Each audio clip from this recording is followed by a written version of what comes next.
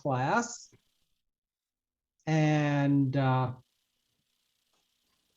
what I'd like to do is go into share screen in a moment, and hopefully we'll be able to start our study. And which computer are you working off of? Because I'm going to make you co-host. I'm working off of the Chromebook, not Gail's. Okay, because I do own. not see any microphone there or anything. So I'm going to make you both co-host. Okay, that'll be And fine. this way, hedge my bets. Okay, now I want to go to share screen, and here we are. Can people see that, or should I make it a little bigger? It's good. It's good. Looks good. Okay.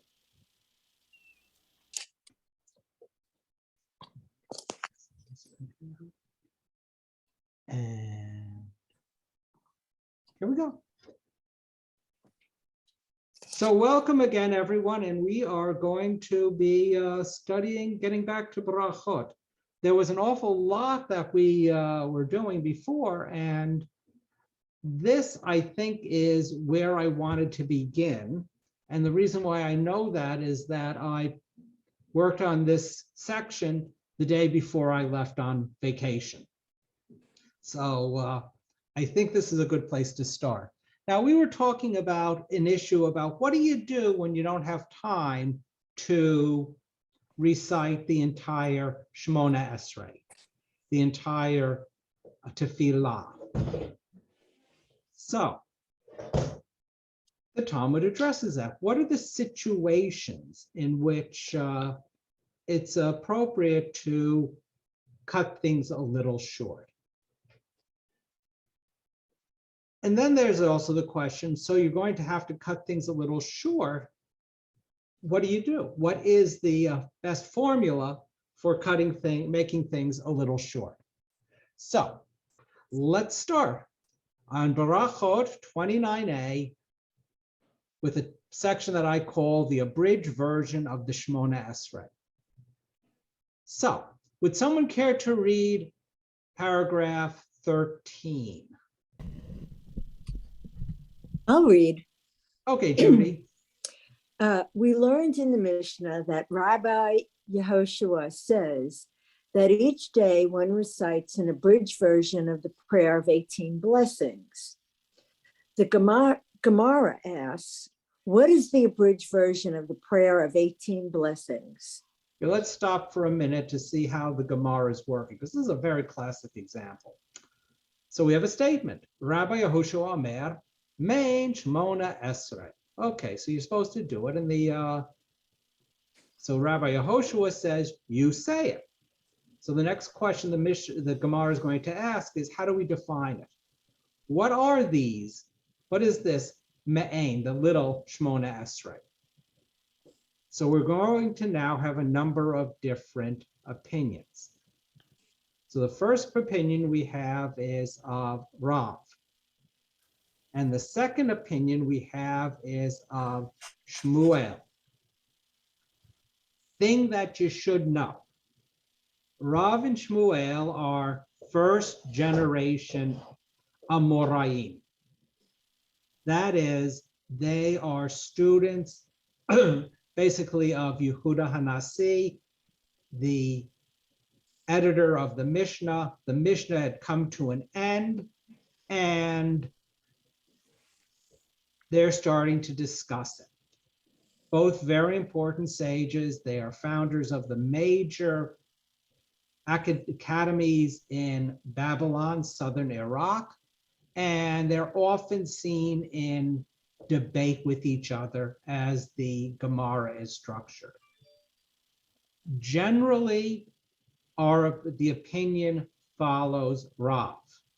So when there's a discussion of Halacha discussion, often you're going to follow Rav, but from time to time you'll follow Shmuel. So we have these two sages. So what does Rav say, Judy? There are different opinions. Rav said, One recites an abridged version of each and every blessing. Shmuel said, an abridged version of the prayer of 18 blessings refers to a blessing composed specifically to be recited in place of the 13 middle blessings. So it kind of goes beyond just abridged. That's right. Yeah. It contains references to each of the 13 middle blessings. The formula for that blessing is 1, grant us understanding, Lord our God, to know your ways. 2, and sensitize our hearts so that we may revere you. 3, and forgive us so that we may be redeemed. 4, and keep us far from our suffering. 5, and satisfy us with the pastures of your land. 6, and gather our scattered people from the 4 corners of the earth. 7, and those who go astray shall be judged according to your will. 8, and raise your hand against the wicked. 9, and may the righteous rejoice in the rebuilding of your city. 10, and the restoration of your sanctuary. 11, and in the flourishing of your servant David, and in the establishing a light for your Messiah, son of Yishai. 12, before we call, may you answer.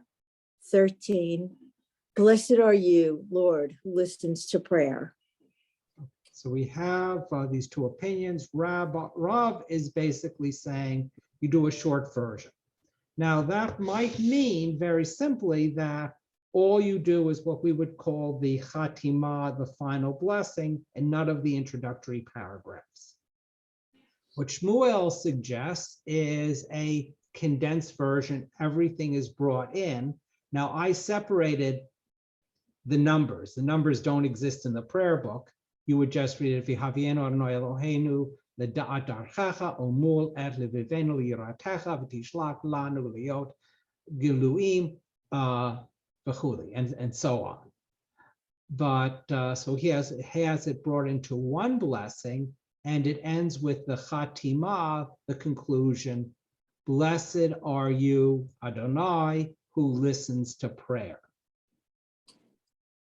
But what we have different here is Shmuel seems to say the first 3 blessings and the last 3 blessings remain the same. And the 13 middle blessings can be condensed. So if you were using the abridged Shmona Esrei, we would start with the blessing of the patriarchs and matriarchs, the ones that ends with helping Abraham, and now we add and being with Sarah. We have the blessing over rain, the one that ends with the words Mechaye Metim, the resurrection of the dead, and the Kedusha, the blessing on holiness, and we end with 3 blessings as well. So we have the traditional framework, but for Shmuel, it is all, the middle part is all condensed into 1 paragraph,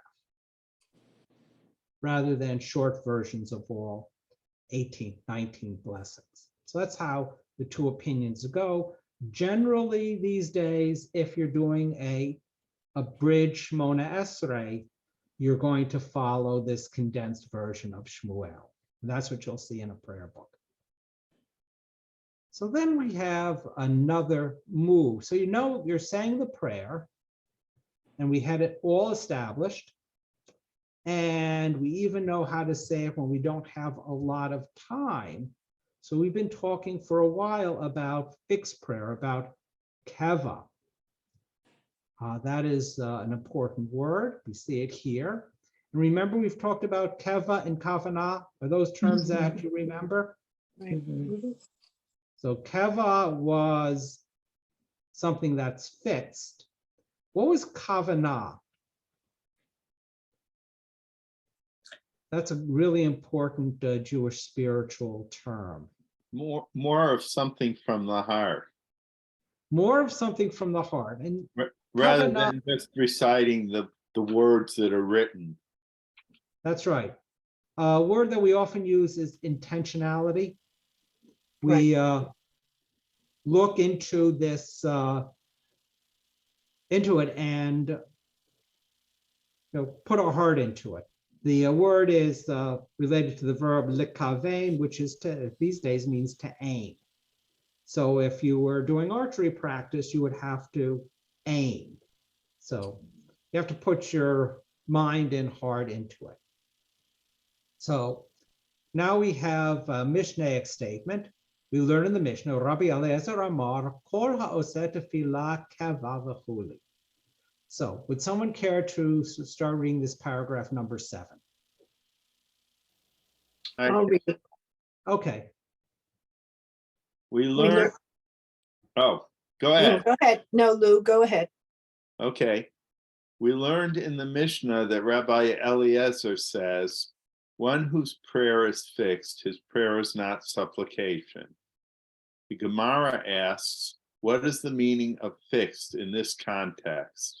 Okay, again, that very basic thing. Someone makes a statement, you need to start defining things. So we're gonna have a discussion of what kava means right now. So let's start with these two guys, Rabbi Yaakov ben Idai and Rabbi Oshaya. So this is, again, early Aramaic period, right after the conclusion of the Mishnah. The Mishnaic statement was Rabbi Eliezer's. Kol said to tefillah keva, and continuing. So what are they saying? Rabbi Yaakov bar Idi says that Rabbi Oshaya said, it means anyone for whom prayer is like a burden upon him, from which he seeks to be quickly unburdened. Okay, so what does keva prayer mean for Rabbi Oshaya and Rabbi Yaakov? I think it means that you're saying the prayer basically because the rules say you better say the prayer. Yeah, you're seeing it as a job. I like the idea. It's a burden. Oi, I gotta get up Right. and daven. Right. And then daven, check that off the list, and I can do something else. So that's one opinion. What do the rabbis say? What's the general opinion, Lou? The rabbis say this refers to anyone who does not recite prayer in the language of supplication, but as a standardized recitation without emotion. Okay, so he's using a word tachanunin to mean supplication, but it's there is that sense of looking for compassion, comfort, concepts such as that. The supplication, you want some type of spiritual comfort. So if you're saying your prayers without that, that's keva. Another interpretation, Lou? Rabbah and Rav Yosef both said it refers to anyone unable to introduce a novel element, i.e., something personal reflecting his personal needs to his prayer and only recites the standard formula. Okay, so we have 3 opinions what keva means. Could someone review them and tell me the difference?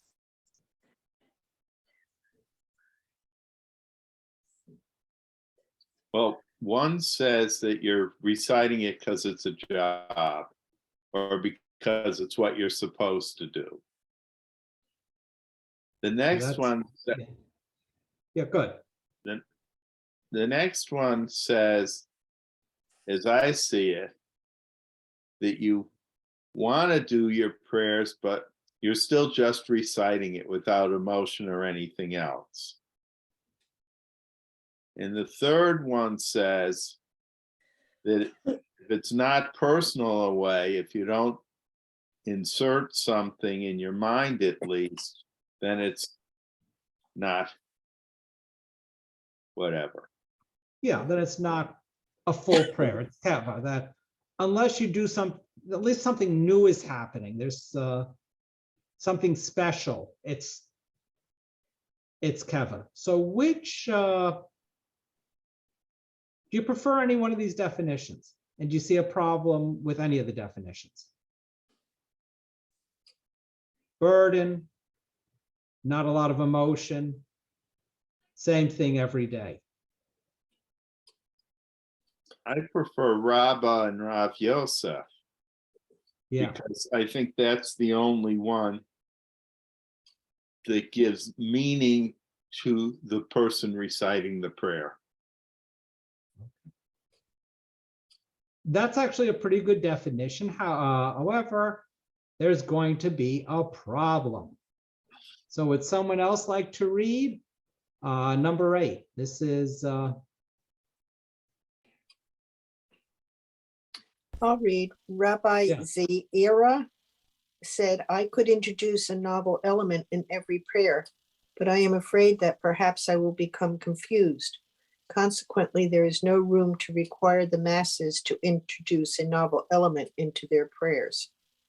okay. So the consequently is Rabbi Steinsaltz's interpretation. Oh, Rabbi Zira's problem is what? that the person who's doing the prayer is not going to be focused on the prayer. That they're going What to is be, he? What is he going to be confused. focused on? they're going to be, they'll be focused on themselves or Okay. what they want. Good. What else could they be confused about? What else could mix them up?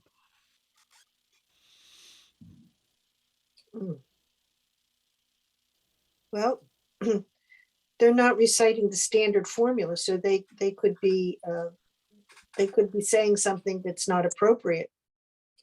Sure. Or,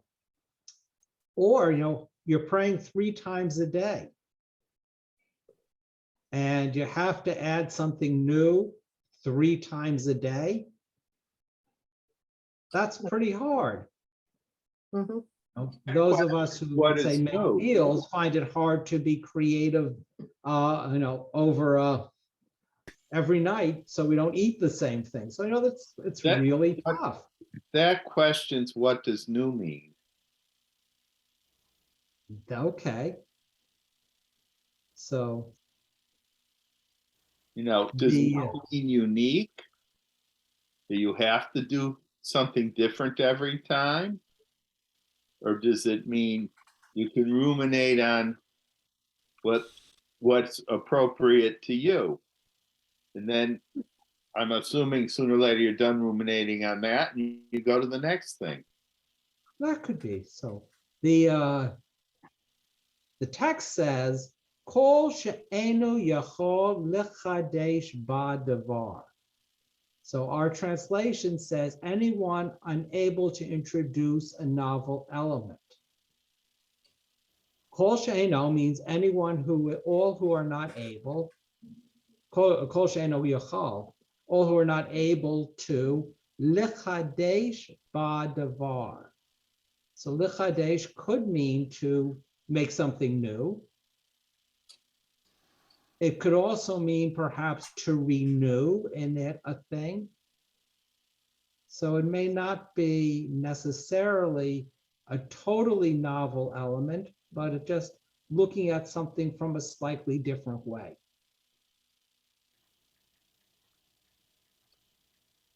So you all are involved in Torah study, and many of you have been through the Torah a number of times. It's pretty easy to find something new in Torah every time you study.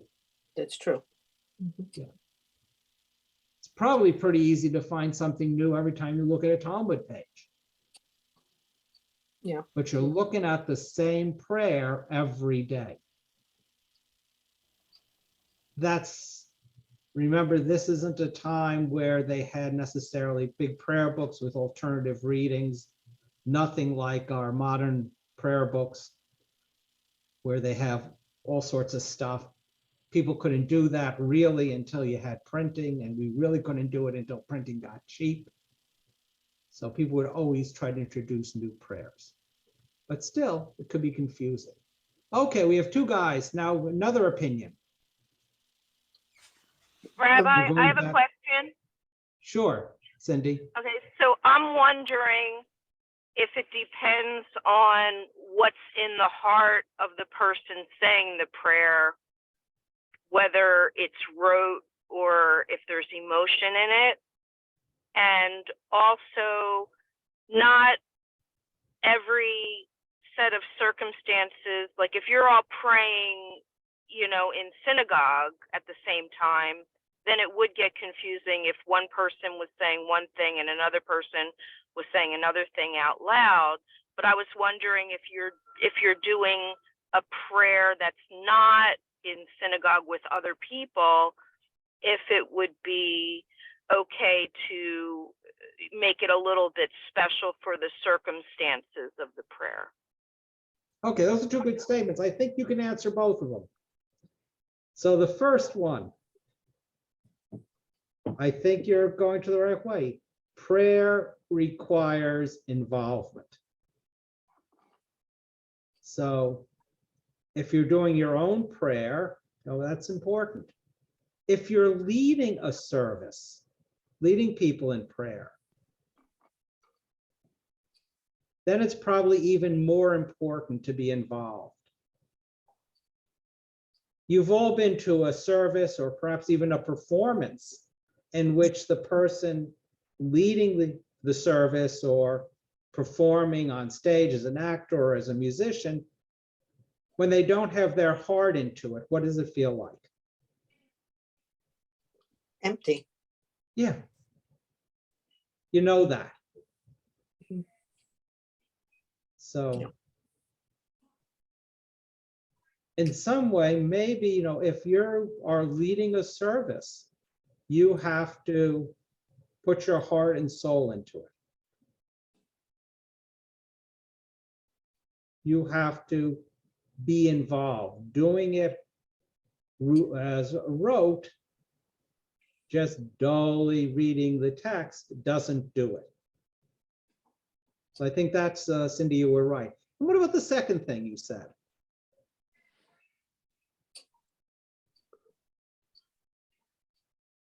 About everybody saying it out loud together? Yeah. Yeah. If everyone's doing it together, you need to have some sort of coherence. But if you are by yourself, yeah, you have that freedom. So these two guys, they say, there we go. That's good. Let's move on. So now the brothers, Abaya ben Avin and Rabbi Chana bar Avin, they are saying, anyone whose prayer is fixed refers to anyone who does not make the effort to pray with the reddening of the sun. That is just after sunrise and just before sunset, auspicious times of prayer. That's a pretty interesting statement. So it's a little smaller so you can see both parts. Yeah. So you don't make an effort to pray with the reddening of the sun. Why is that important? How is prayer connected to nature in Jewish life? Why are there better times to pray and not so good times to pray? Well, those are beautiful, awe-inspiring times, and it can easily bring forth some emotion while you're praying. And So it's one of the- cyclical, isn't it cyclical? It's sort Yeah, the of, connection. Go ahead, Yeah. continue that, Pam. I'm sorry I interrupted. no, I mean, it's a cycle. And so it gives that framework to the prayers. I thought we talked about this at some point, about the Oh, yeah. Shema, saying the did. prayer, when the light comes up or before. Did we talk about that in other? Oh, we talked about that a couple years. That's another thing. Yeah. When do you say the Shema? You say the Shema at these things. So these two brothers are sort of reinforcing that. Right. They're referring to this idea that, at this daily time, this is a cycle, this is a time of change. This connects us to creation. Gail is perfect. I agree with Gail that these are just awe-inspiring times.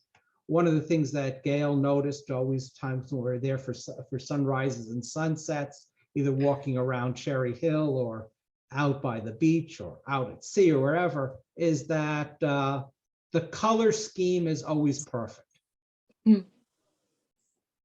It's just naturally beautiful. And so these are inspiring times.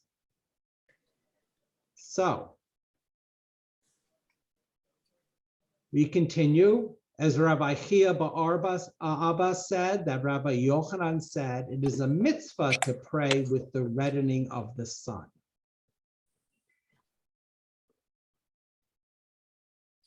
Okay. So now we have a good question here about mitzvah. It's a mitzvah to pray, but we do have some leeway. If you look at the halachic times, you're not necessarily going to be praying at dawn and at sunrise, at dawn and at sunset, sunrise, sunset.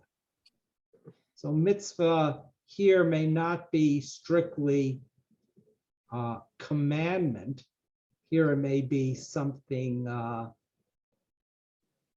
different, maybe directive, maybe even a good thing to do.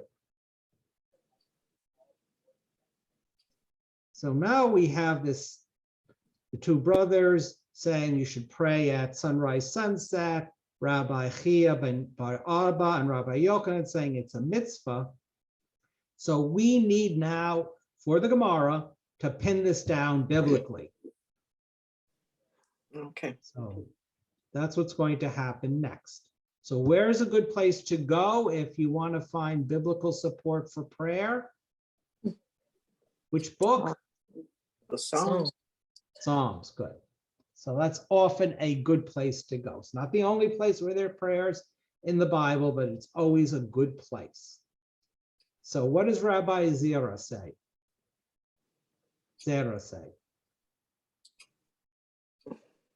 And Rabbi Zera said, what is the verse that alludes to this?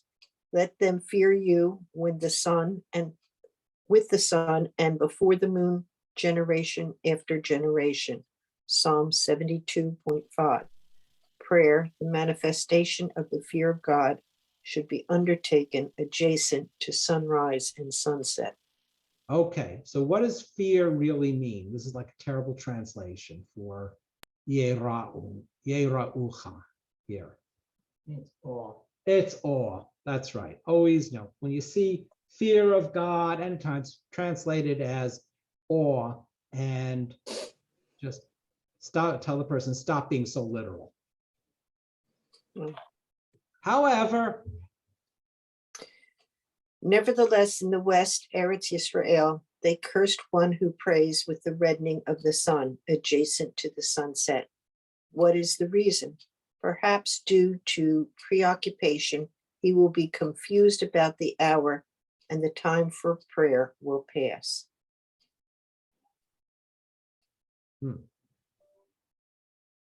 So why? No, it's a good idea. The psalmist wants us to pray at sunrise, sunset.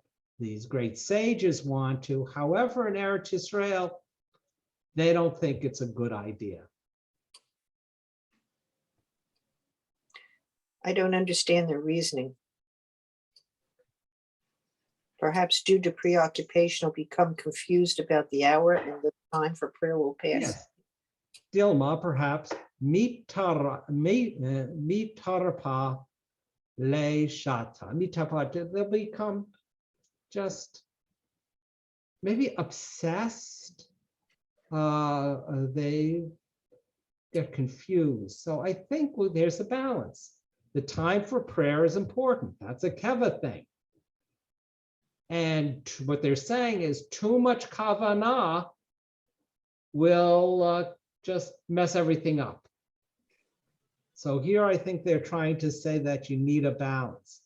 Sure, you want the perfect moment. You want everything right. You're focusing on getting everything perfect. Let's say you are inviting a friend, perhaps having a romantic dinner, and you want to get everything perfect, the flowers, the candles, the table setting. You know, you're so much involved in trying to get everything right and deep and meaningful and beautiful that overcomes the fact that you want to propose. Okay. I think that's sort of what they're saying. Yes, you need to do this, but wait a minute, you still got to do it, or it doesn't have to be perfectly kavanah. I think preoccupation means distracted. I think that's what he means. Yeah. Yeah. Mhm. Okay. Now we're moving. Another time where you may want to have a short prayer is when you don't have time to pray because it's pretty scary. You're out in the field, walking around, and it's time to pray, and you start praying and you see a bear. Maybe that's not a great place. So we have, going back to the Mishnah, we read this Mishnah before. So someone like to do number 10? I'll read. Yeah. Rabbi Yehoshua says, one who is walking in a place of danger recites a brief prayer at Parashat HaIbur. The Gemara asks, what is the meaning of Parashat HaIbur? Rav Hista said that Mar Ukva said, this can be interpreted in a manner underscoring two connotations of the term Ibur. Yes. Even at a time when you are as filled with anger, Evra, towards them as a pregnant woman, Ubara, may all of their needs be before you. Some say a different version of what Rav Hizda said, that Mar Ukva said, even when they violate, Ovrim, the commandments of the Torah, may all of their needs be before you. Okay, this is a really funny expression, and I'm not sure I know exactly what it means. But Ibur has something often to do with birth, and it also has to do with the root, with sin. So Avera is sin, and that has ayin beit resh in it. And Ibur is also to give birth. So the first thing, what is it you think Rav Chisda is saying that Mar Akvar said? So I don't know this as well because I haven't given birth, but it's a really tough time. And I'm sure that lots of emotions are being felt. It's scary, it's dangerous, it's painful to all, more than anyone else can imagine. And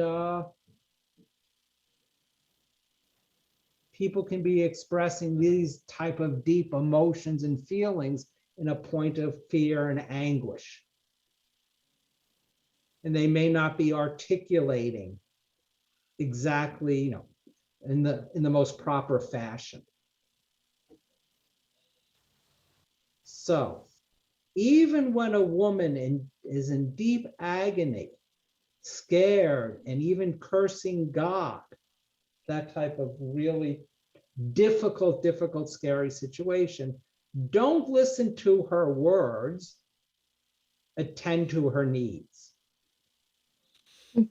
So even in really scary places, when when your emotions are just overcoming and you're saying things that might otherwise be unpleasant, negative, again, in regard to the people around you, negative with regard to God, you know, your needs still have to be taken care of. In fact, even more so, we know this is when we really have to be attentive. Does that make sense to anyone? Yeah, it does. Yeah. And it happens more frequently than we would like to know. Yeah. And often when we're helping people and they're just responding out of the difficulty of their situation, you know, we really have to try doubly or triply hard to not be distracted by all that emotional noise coming from them. So, and the next one is, even when they violate the commandments of the Torah,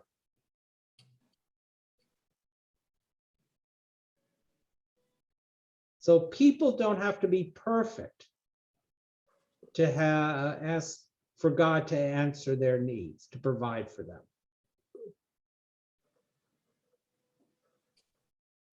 You don't have to be the best Jew ever for God to listen to you. Even those of us who do it imperfectly, that we deserve that our needs, our needs, they'll be okay before God too.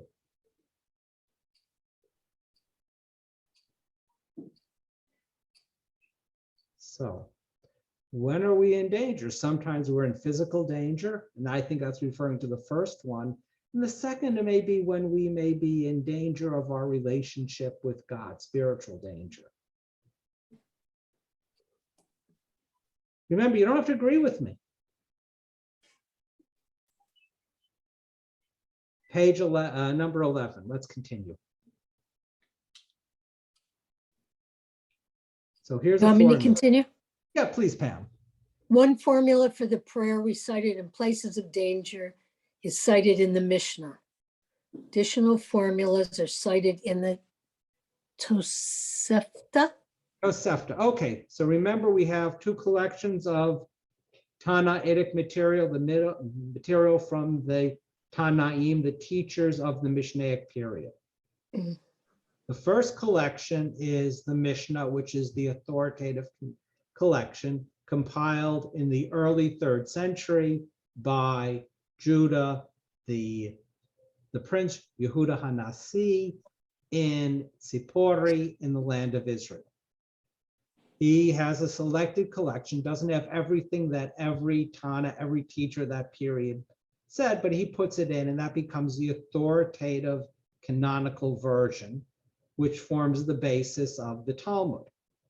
But there are other sayings around, and another collection that is structured similarly to the Mishnah is called the Tosefta. So it looks like the Mishnah. It has the same breakdown into orders and tractates and teachings, but it isn't as authoritative. And also we have loose sayings going on. Remember, we had a term, we learned about something that's a Mishnah, and we learned about something that is a Baraita. Right. Remember those two terms? A Right Mishnah is a story. No, it's just a review. It's okay. The Mishnah is a saying from a sage that lived basically from 100 BCE to around 200 CE, and they're called the teachers, the Tanaim. That's the Mishnah, as if that saying was put into the Mishnah. If the saying wasn't put into the Mishnah, but was put in the Tosefta or memorized and preserved just by certain people, that's called a Baraita. Oh. Okay? Mm-hmm. A Mishnah has more power than a Baraita in terms of discussion. But here we have formulas, and we're going to have some in the Mishnah, some from the Tosefta. So Okay. generally, let's go, Pam. The sages taught one who walks in a place where there are groups of wild beasts and robbers recites an abbreviated prayer on the run. What is an abbreviated prayer?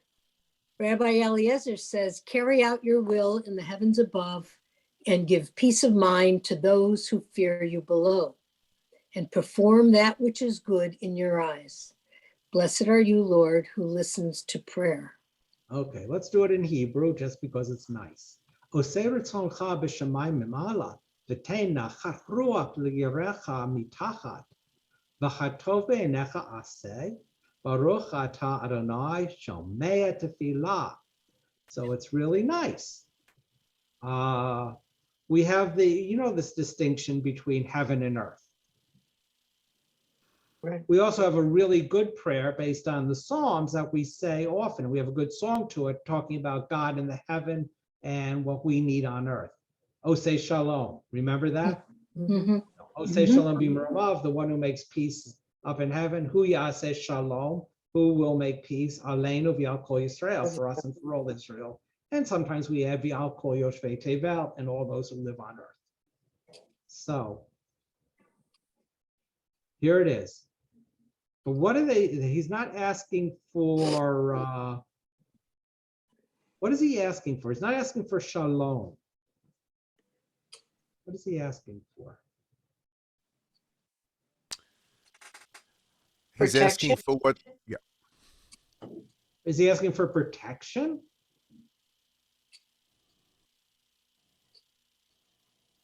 Yeah, I think so.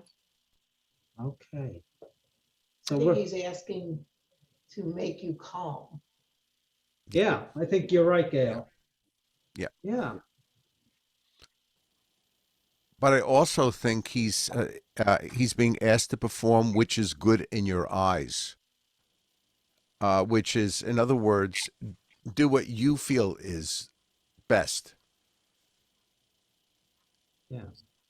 So, what does that mean, Ira?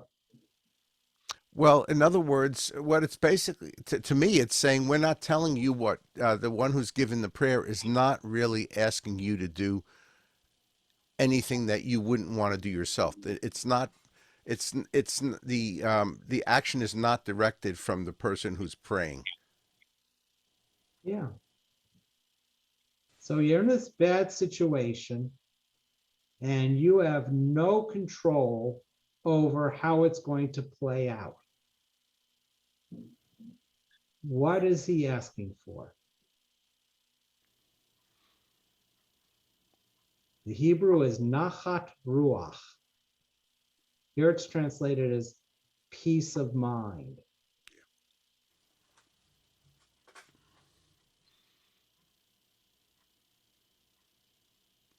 And then do what you did. God, do what you think is good, is the right thing to do. Which It's a might real mean trust. I'm going to be robbed.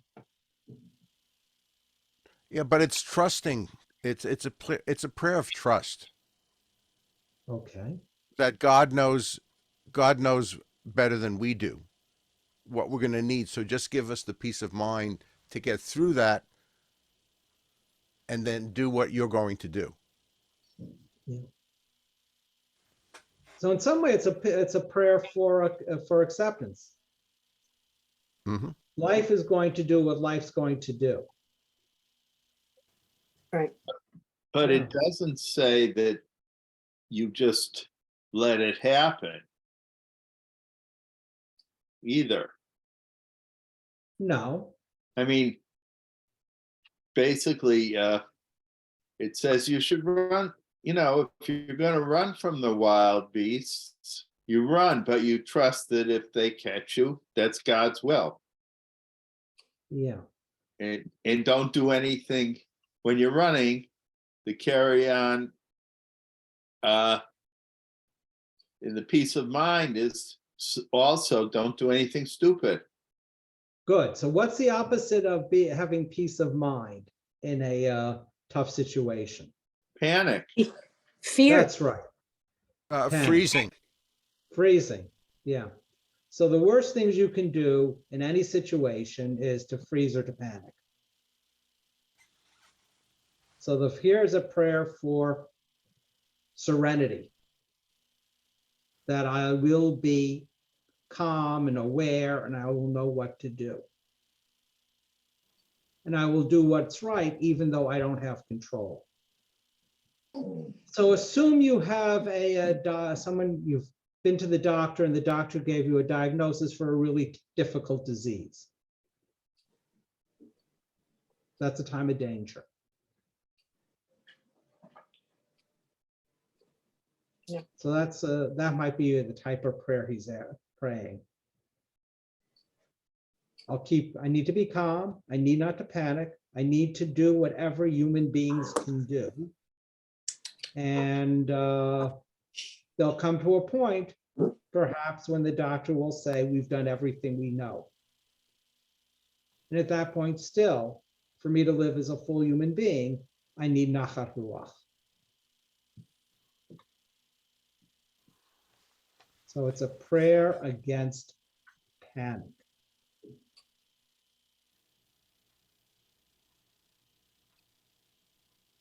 So I had a friend who, in high school, who wrote on my yearbook, when in trouble or in doubt, run in circles, scream and shout. And that's what this prayer is against. Mhm. Okay, so now Rabbi Yehoshua has another idea. What is Rabbi Yehoshua's claim?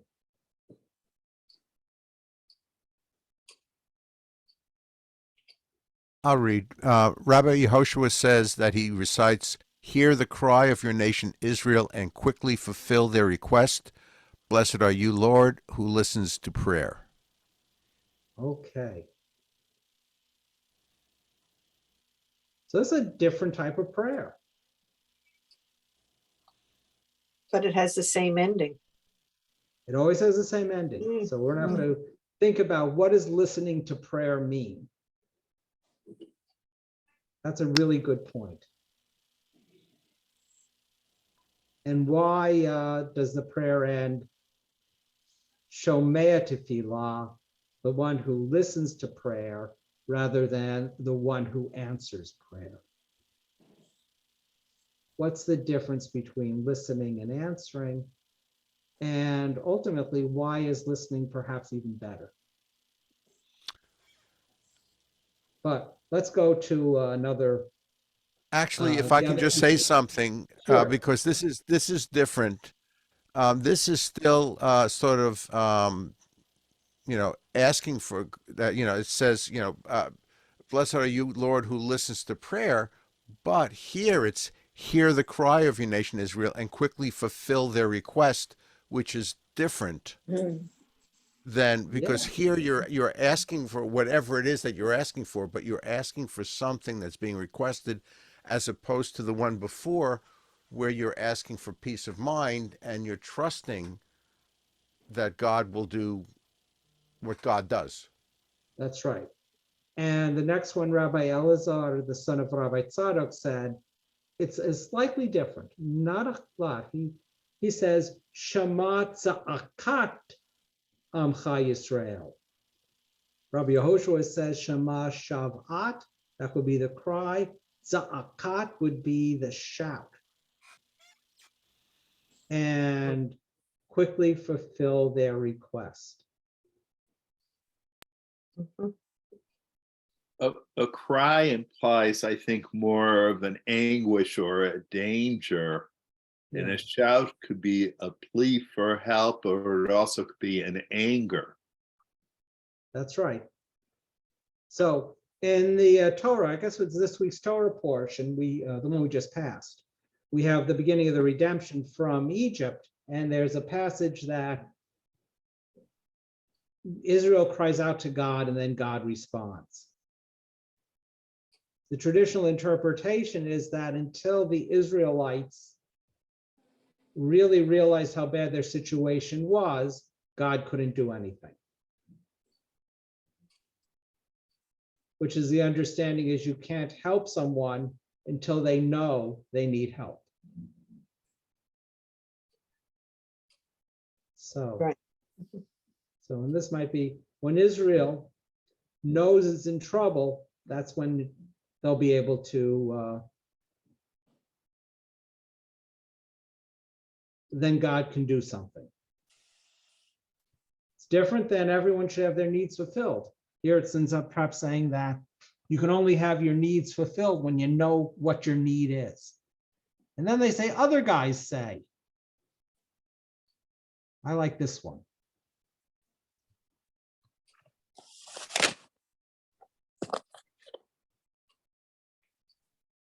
Zarchei Amcha Yisrael mirubim v'datam katzara. The needs of your nation Israel are many, and their knowledge is limited. Yehi ratzon milfanecha, Adonai Eloheinu, shetiten lechol echad v'echad kedei parnasato. So, we, the Jews, we have a lot of trouble, and we're not that bright. I mean, we don't know everything. We can't say exactly what the Maharsha said, is that we can't really be that articulate. Perhaps, we just don't know what to do. It's overwhelming. May it be your will, Lord our God, to provide each and every one with his necessary sustenance, and to each and every body all that it lacks. Blessed are you, Lord, who listens to prayer. So, this is a prayer in time of danger. So, what type of danger is this? This may not be acute danger. There may be danger in another thing. When do we have to worry about our parnasah? And when do we have to worry about that which we don't have? When does that become a danger? When it's making us sick. When it's making us sick, yeah. There was an article today in the Inquirer about the inability of the state of Pennsylvania to provide the needs for people who lost money during COVID and could not pay their mortgages, water bills, and gas bills. And the state had so much money, millions of dollars from the federal government, but they're very clumsy in giving it out. So these are people who need the parnasah. They're lacking what they need, and it's just not working. So you need someone who listens to their prayer. Rabbi, And, it's almost like a Misha Bayrak yeah. prayer. How's that, Cindy? Because this is going to be our last comment because it's 12:30. How is this like a Misha Berach? It says, quickly, please respond quickly and fast to heal me. And you're not asking for an end result. You're asking for a healing of the body, the mind, and the spirit. Yeah. So, Rav Huna said, halacha ka'acherim. The halacha is in accordance with the acherim. So that's sort of more general thing. When we're in trouble, whether it's acute or chronic, we're going to need what we need to keep going. So we still haven't answered the question, Shomea Tefillah. So homework is think about Shomea Tefillah. What does it mean to have a God who listens to prayer rather than necessarily answers prayer? So I want to thank everyone for being here. I will be doing some maintenance work on my desktop computer to see why it's so slow in picking things up. But I hope this worked out okay. And it's just really nice welcoming everyone back to Talmud study. As you know, we learned, remember, when you get to Olam Haba, you are going to be asked, how much of Talmud did you study? And right now you've studied at least 30 daf. That's pretty good. Remember, if you wanted to be a conservative rabbi, I think they have to study 60 daf. So you're halfway there. However, if you were a Haredi kid, you would have done this by 6th grade. So, but then you wouldn't have learned anything else. So don't worry about it. Right. Yeah, all relative. Oh, that's right. It's all relative. So everyone, you be well. Sei gesund. I'll see everyone next week. Be well, get everyone. You get extra Thank points you, if you Rabbi. invite new people in. Okay. So, Yeah, bye, I will. everyone. So Rabbi, I have the list, and I will be reaching out to everybody on the list to make sure that they have the right link. And I want to thank you, Ira, because of all the good work you do. Yes, Okay, thank you, Ira. Absolutely. Thanks, Thank you, Ira. Ira. Yeah, Ira, as you know, adult education is now led by members of the congregation. Mhm. So it's Ira and Gail And Mark. and Mark, and they're doing a really wonderful job. It's wonderful to empower congregants, regular Jews, but it's also a burden. So I want to thank them so very, very much for all that they do and for our expanding adult education program at Congregation Kol Ami. I think if they keep doing what they're doing, we'll be leaders in this in the reform movement for high quality continuing adult education. So all the best. Okay, till next Well, week. thanks, Rabbi. Everyone just sign Thank off. you, Rabbi. Thank you, Thank you, Rabbi. Rabbi. Bye-bye. Bye. Bye-bye. Bye bye. Bye. Bye-bye.